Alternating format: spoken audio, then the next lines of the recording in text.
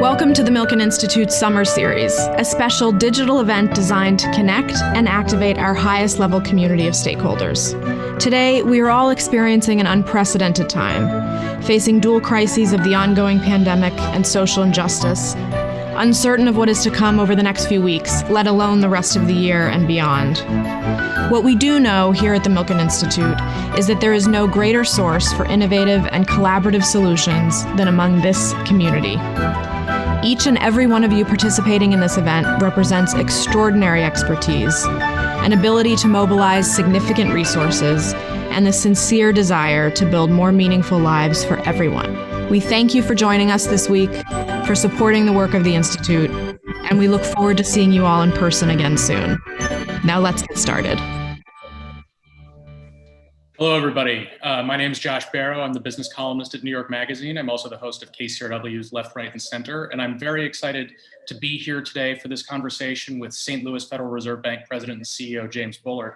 I think all of you know who President Bullard is, but he's a participant on the Federal Open Market Committee, which meets regularly to set the direction of U.S. monetary policy. He also oversees the Federal Reserve's 8th District, including activities at the St. Louis headquarters, plus branches in Little Rock, Louisville, and Memphis, Tennessee.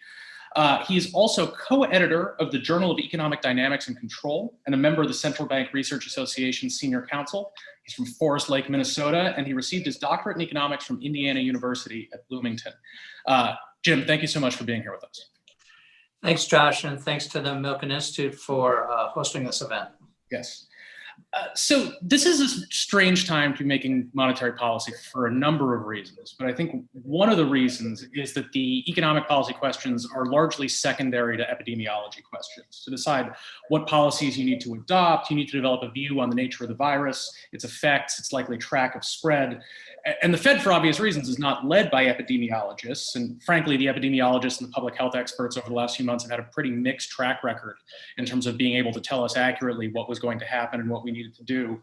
So how do you approach policy in that environment? How do you get enough of a grip on a highly uncertain topic where you are not an expert so that you have the right inputs to do policy analysis for the things where you are an expert? Well, we definitely get consulting services from epidemiologists, and let me just put in a little bit of a plug for them. That's a very tough job. You know, you have a new disease coming on the scene. Initially, you don't know what it is. You don't know where it is. You don't know anything about it. And you're expected to act quickly, get it under control. You've got many different moving pieces. It's a global event. So there's a lot to it, and it's very tough. I do agree with you that the models themselves, I think, probably don't take human behavior into account the same way economists would do it.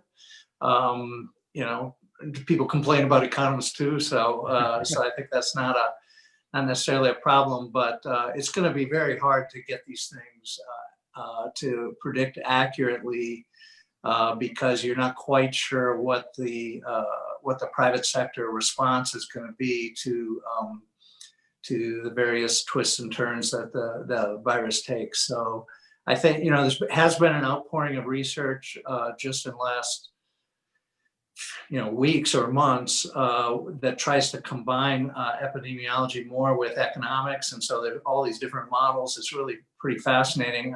I'm not sure. Sure has helped me think about it, but I'm not sure any of those models are actually going to predict, really well in this environment.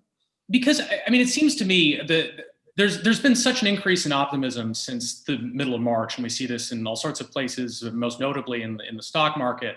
And I think that in general, people feel like the data over the last few months has been at least somewhat better than they expected. But it's sort of, there's this big open question, right? As we see these very concerning numbers coming out of Arizona. We see some other states where you're seeing what looks like it may be a significant resurgence of cases. And so how do you plan around the possibility that some of the reopening stuff that we've been doing will not be sustainable or even needs to be reversed? I mean, you talked recently about participants in the economy endogenously adopting better practices, more granular approaches to containing the virus so that we don't need to lean as much on the big shutdowns and that sort of thing. And I think we're certainly seeing some amount of that, but it's unknown at this point, right? How effective that strategy is going to be and whether we're going to be able to get as close to normal by the end of the year as a lot of investors seem to think that we will be. Yeah, I mean, this is a great area, and I'd like to get your take on it too. I mean, I think just at a basic level, the pandemic didn't turn out to be as bad as might have been initially feared. You get this initial wave, and you're really not sure what would happen, and there's all this tail risk out there that it's going to be really, really bad. It was only kind of relative to that, it wasn't as bad, and so that's probably some of what you're seeing in the market. Is just that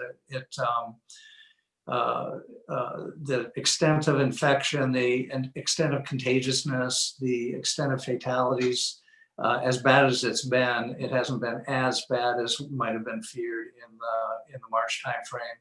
So that's one thing, and markets will react to that kind of thing. And then on this endogenous response, I think initially, you don't know what the disease is, you don't know where you're at, but every day you learn a little bit about, okay, this is how the virus behaves, this is how it seems to spread. These are the kinds of things that we can do to mitigate the spread. There are other things you can do, but they won't matter very much because that doesn't really help to mitigate the spread. And I think that learning goes on over really every day over the last 90 days. And that's what I mean by a more granular approach. I think all these entities in the economy, firms, nonprofits, households, they all have tremendous incentives to figure this out and get it right for their situation and adapt. If they're a firm, they want to figure out how to provide their good or service in a way that doesn't get anybody sick and keeps their workers safe. If they're a household, they want to figure out, am I at high risk from dying from this disease? If I am, I'm going to stay out of the way and kind of self-quarantine or at least be very careful. So I think all of that adjustment is going on, and you'd expect it to be chaos, and it is chaos. And you hear all kinds of reports all over the place because that's the way it is when you're trying to learn. But that learning, I think, is occurring and is how we'll deal with this going forward. I think it's a matter of risk management really for everybody in the economy. And the other thing about this is it's not really a matter of, a politician somewhere saying something. This is a matter of individuals getting the information, individual firms, individual entities, and reacting themselves to the situation and try to mitigate their own risk as best as they can. But the extent to which that will be an effective strategy, I think is unknown at this point, right? I mean, there are whole industries in the economy, like I don't think we know yet whether there will be any reasonable way for movie theaters to operate between now and some point in the future where there is an effective therapeutic or vaccine, if that comes. And I don't think we know what the outlook is for indoor dining, airlines. We could go down the list. It's a lot of the economy. And so I guess the question is, given that it's unknown how much that you can rely on that sort of endogenous response, and you can rely on individual actors to find ways to modify their businesses to work as close to normally as possible, that affects the magnitude of the economic policy response that is needed, right? To the extent that there's a lot of the economy that really can't go back to normal within the next year, that means that if that ends up being worse than expected, there's going to need to be some sort of more aggressive fiscal and monetary response to offset that, right? Yeah, so let me just talk about this for a minute. I think one of the impressive things, despite this being the worst quarter of all time from an economic growth perspective, one of the best things that's happened, ironically, is that actual output looks like it'll be 90% of what we would have produced in a kind of a normal quarter. And it seems pretty amazing to me that supposedly the economy is completely shut down, and yet you're still able to produce, 90% of whatever you produce. So to me, that suggests a couple things. I think the work from home is very powerful. It's a blessing that we have mobile technology and are able to use it. So that has helped tremendously, I think. Then you had essential businesses that are able to adapt and seem to have done okay. They certainly have cases and certainly have fatalities, but they can mitigate the risk for their workers and their shoppers. And grocery stores are the big example here, but there are many others. So other kinds of retail, I think, can copy those examples, and that's going to leave you with this residual, some of the businesses that you named, about whether they'll really be able to bounce back, or whether they're just permanently changed, or they just have to offer their product in some other way. And I think, something like movie theaters, you might have wondered going into this what the future of movie theaters was, given home theater and so on. And this is all pushed, tremendously in that direction. So there will be, I'm not beating up on those guys because they may find a way to do this well, but there may be some businesses that have to change so drastically that it's just not worth it, and they decide to close their doors. But I'm not seeing that for the bulk of the economy. I think the bulk of the economy will be able to get back to the production levels that they were at, and it won't be the same. It's a different world, and you have this new mortality risk in the economy that you didn't have before, and we all wish it would go away, but it's not going to go away in the near term. And so we're going to have to adapt and learn to cope with it as best we can and mitigate the risk to the most vulnerable individuals as best we can. One of the key features of the response that we've seen both from the Federal Reserve and from Congress and in the form of many of the CARES Act programs has been an effort basically to freeze businesses in place to the extent that, if a business that was viable in February, if we expect it to be viable in October, we want to make sure that it stays in business, that it retains access to credit. We probably want the employees of that business to not go look for new jobs. We'd rather that they collect unemployment with the expectation that they will go back to the thing that they were doing before within a few months. But as you note, some things are going to come back and some things aren't. And some things, if they do come back, it's going to be quite a long time before they do. And so you sort of have this two imperatives at the same time, right? Things that we think will come back reasonably soon, you want to make sure stay in place. But things that aren't going to come back, you actually don't want those to stay in place. You want those people to start figuring out now what they're going to do next. And so, for example, the airlines are under this mandate under the CARES Act to generally retain employees through September 30th. But they're very clear. They're not going to need as many airplanes next year as they needed this year. There are going to be layoffs. And there probably ought to be, in the sense that, we're not going to need an airline sector of the same size for a few years. So how does the Fed manage those two things at the same time, helping the people who need to stay put, while also fostering the dynamism in the economy to ensure that people who can't and shouldn't stay put, that they find new businesses to start, new jobs to work in, that sort of thing? Yeah, I think part of the idea around, at least initially in the crisis, was that we have to get to a vaccine or a therapeutic at the other side. And if we can, then you probably would be able to go, more or less completely back to normal. I've kind of argued against that mentality. I'm all for trying to get the vaccine or the therapeutic, but you know as well as I do, these are tough scientific problems, and it's the vaccine in particular. It's not a good track record for developing vaccines on this kind of time scale. And so I think you'd be better off, at least for planning purposes, to say, let's plan that we're going to have to deal with this disease circulating in the economy for the foreseeable future. So what does that mean for how you would run your business?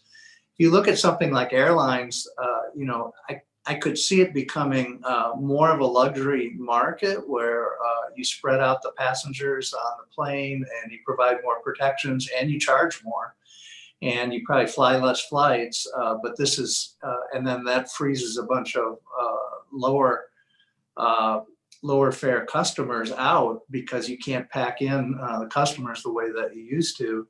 I could see adaptations made like that. So that would actually change the size of the industry.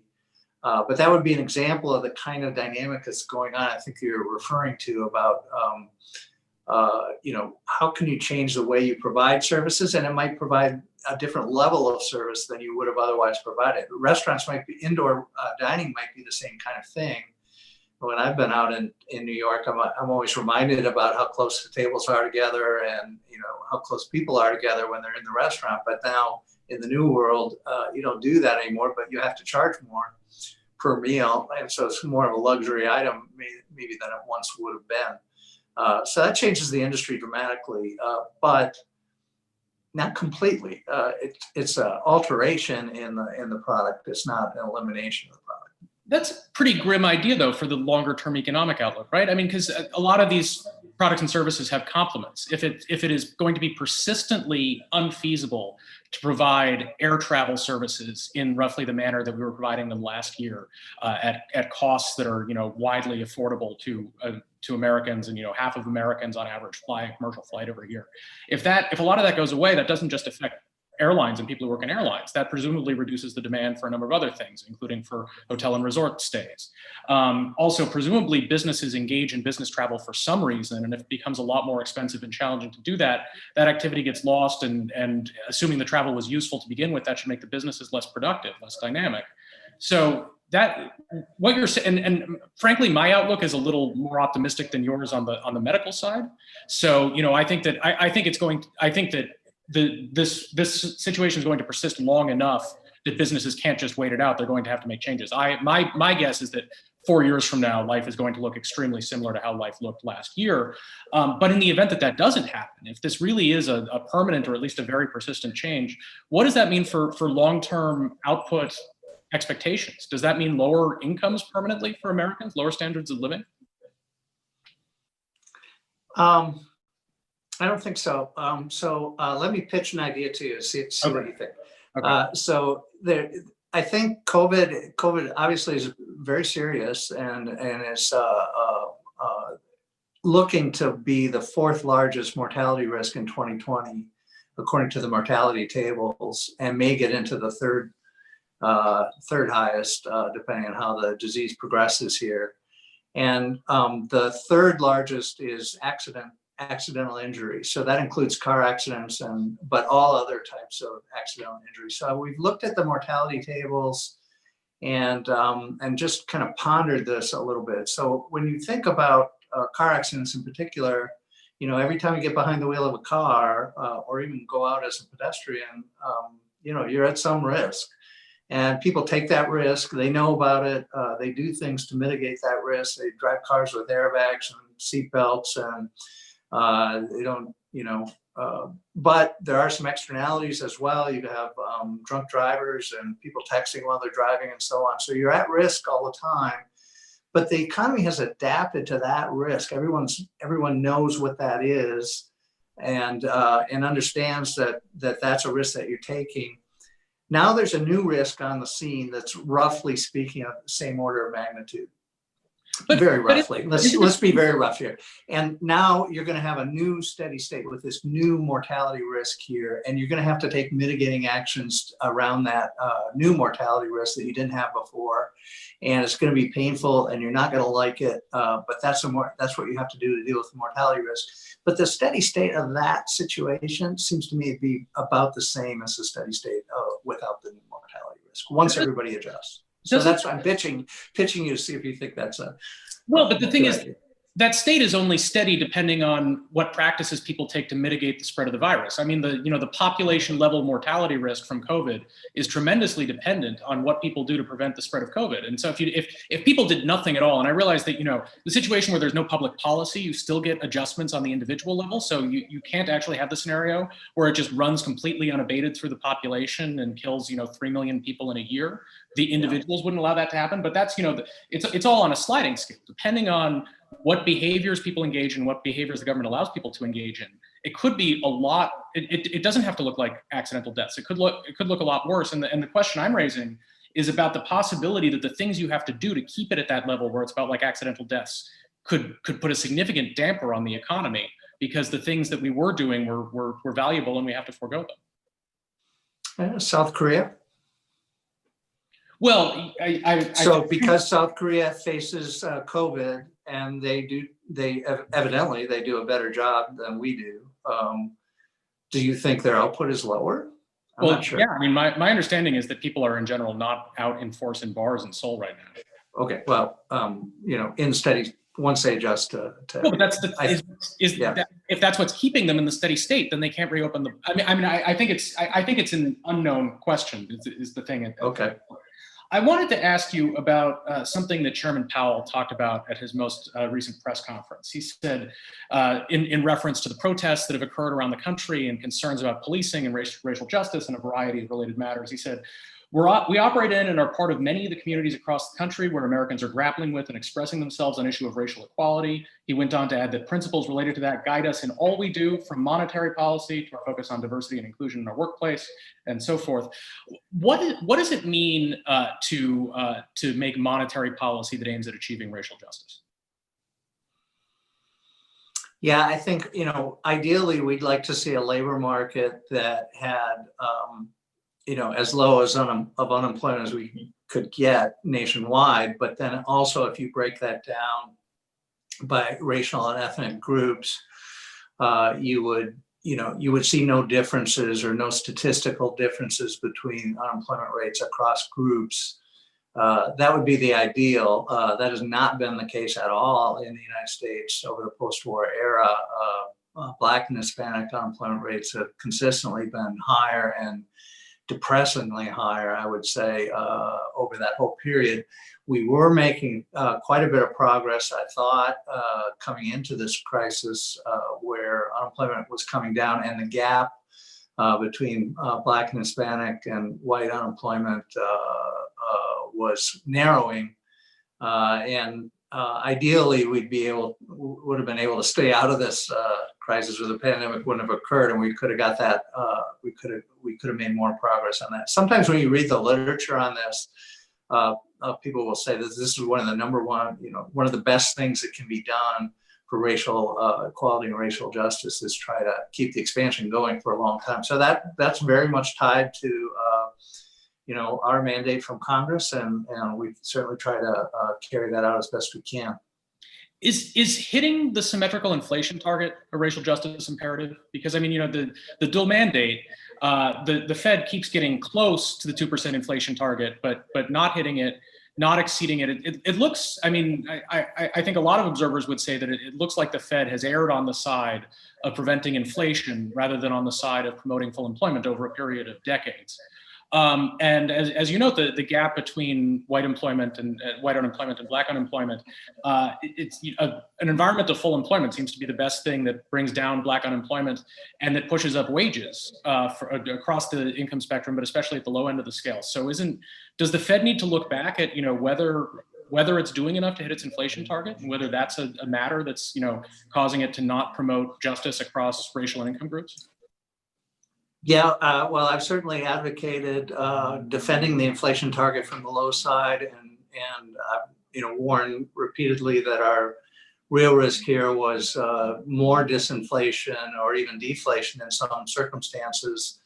I think, to defend the committee a little bit, we did between 1995 and 2012 is basically 2% inflation on average. So, a pretty good track record up to that point. I actually pointed that out in a speech right around that time. And then immediately after that, we quit hitting our target for about 7 years.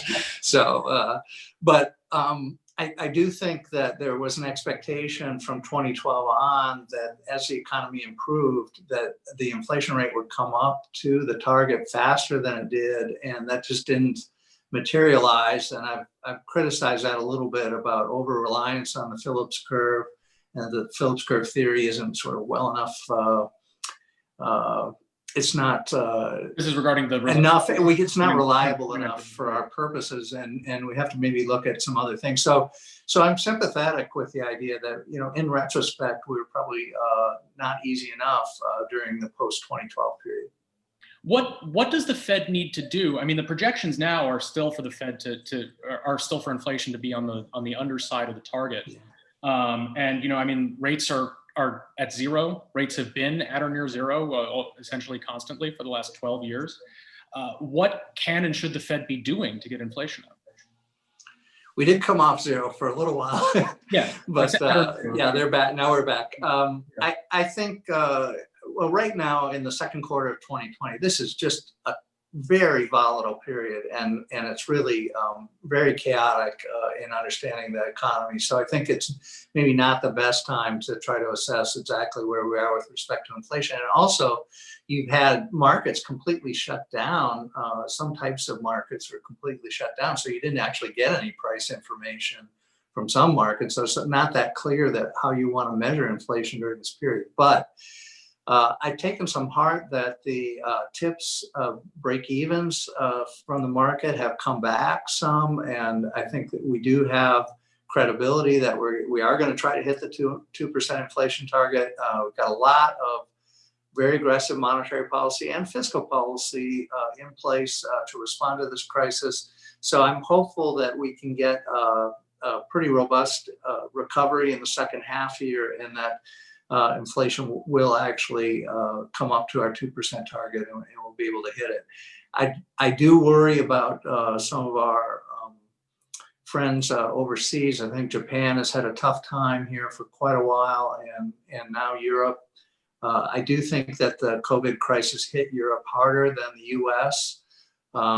You could argue with me about that, but if you look at the largest nations in Europe and add them together, including the UK, you will get a population size about the same size as the US, and you will get uneven response across those countries.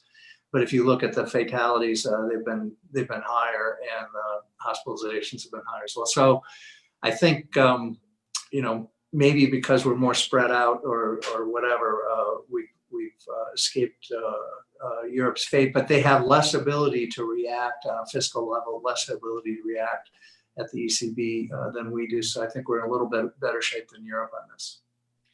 I don't know if you've been finding this, but I find that like regular people talk more about the Federal Reserve than was the case a few years ago. I mean, my friends who are not super close followers of this sort of thing have more awareness of what the Fed is doing.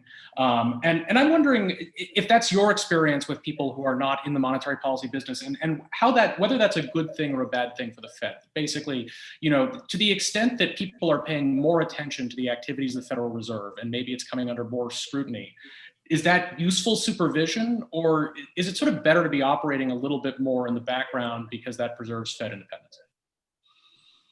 There's been a transparency juggernaut since Greenspan in the Fed, and even Greenspan made moves toward transparency. They don't look big today, but they were big at the time, and I think it's all for the good.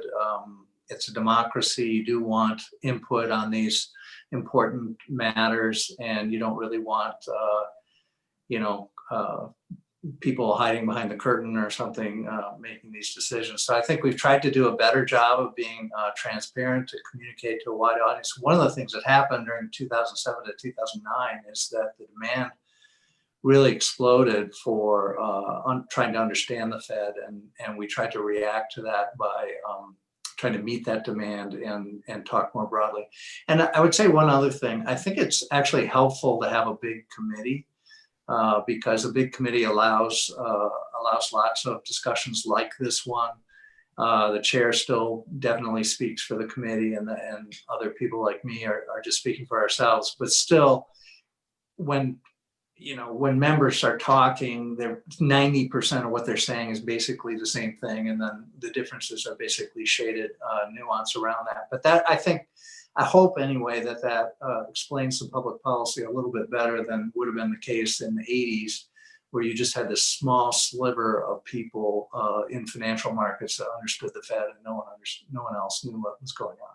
Is that affected at all by the increasing breadth of the Fed's portfolio of activities to support financial markets? I mean, I think a lot of people, including me, have looked at the response to this crisis and said, the Fed developed tools in the 2008-9 crisis and seems to have been able to do so quickly, deploy them quickly, and it has served the Fed really well to develop these capabilities. But it also means more things that you have to explain to the public why you're doing, why you're setting up a facility with Treasury to buy corporate bonds, that sort of thing.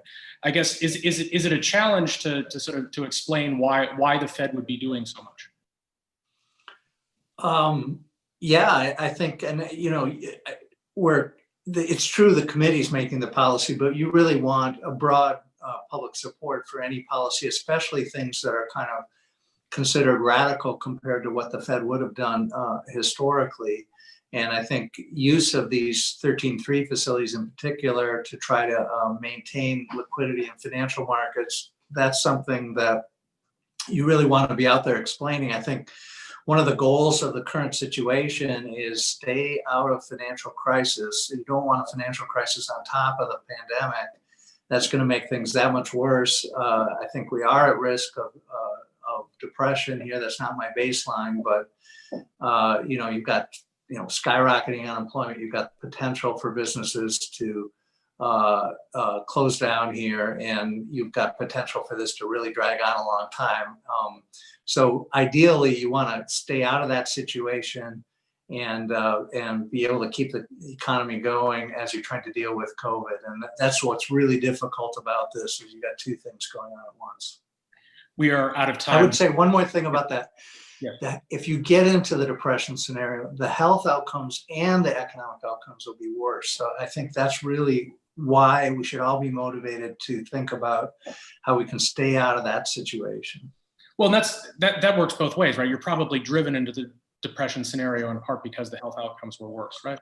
Yeah, well, yeah. I hope not. I hope the virus cuts us some slack here. Okay. Well, you just caused us to leave this on a really grim note, so I. Sorry. Yes, but that's not my base case. Yeah. Thank you very much, everybody. I appreciate it. All right. Thanks a lot.